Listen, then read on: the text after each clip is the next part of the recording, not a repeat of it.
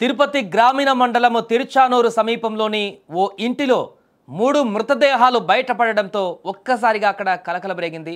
Tiruchanur police station పరిధిలోని దామినేడు ఇందిరమ్మ గృహాలలో కుళ్ళిన స్థితిలో ఉన్నటువంటి 3 మృతదేహాలను పోలీసులు గుర్తించారు.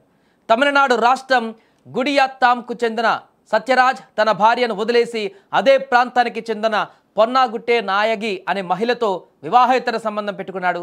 3 నెలల క్రితం గుడియత్తాం నుంచి వచ్చిన సత్యరాజ్ స్థానిక ఇందిరమ్మ ఇళ్లల్లో కాపురం పెట్టాడు.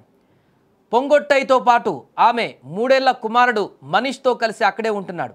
స్థానికంగా కూలి పనులు చేసుకుంటూ జీవనం సాగిస్తున్నారు. అయితే ఈ నెల 22న ఉదయం నుంచి ఈ జంట బయట కనిపించడం లేదు. ఇదే క్రమంలో ఇంటి నుంచి దుర్వాసన వస్తుండడంతో స్థానికులు గుర్తించి తిరుచానూరు పోలీసులకు సమాచారం అందించారు. సిఐ సునీల్ కుమార్, ఎస్ఐ అరుణ ఘటనా స్థలానికి చేరుకున్నారు. ఇంటి తలుపులు తెరిచి చూడగా 3 మృతదేహాలు బయటపడ్డాయి.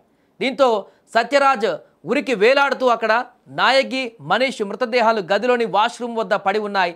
ఆ శవాలకు సమీపంలో విషం సీసా లభ్యం కావడంతో ముందుగా పొంగొట్టై ఆమె కుమారుడు విషం తాగి చనిపోయి ఉంటారని, ఆ తర్వాత సత్యరాజ్ ఉరివేసుకొని ఆత్మహత్యకు పాల్పడి ఉంటాడని కూడా పోలీసులు ప్రాథమికంగా అనుమానిస్తున్నారు.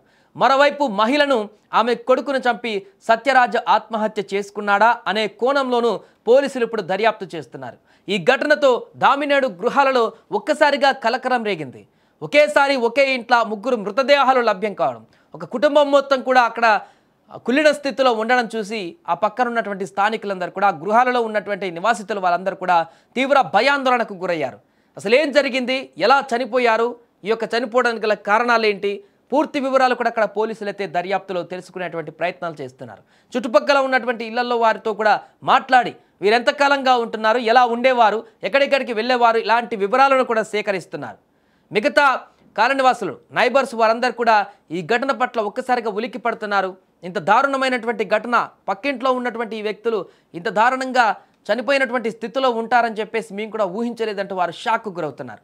ఏదేమైనా కూడా తిరుచానూరు 3 మృతదేహాలు ఒకేసారి ఒకే ఇంట్లో అక్కడ కుళ్ళిపోయినటువంటి స్థితిలో ఉన్నటువంటి పరిస్థితిని చూసి అక్కడ ఉన్నటువంటి స్థానికులందరూ కూడా తీవ్ర భయాందోళన చెందుతున్నారు.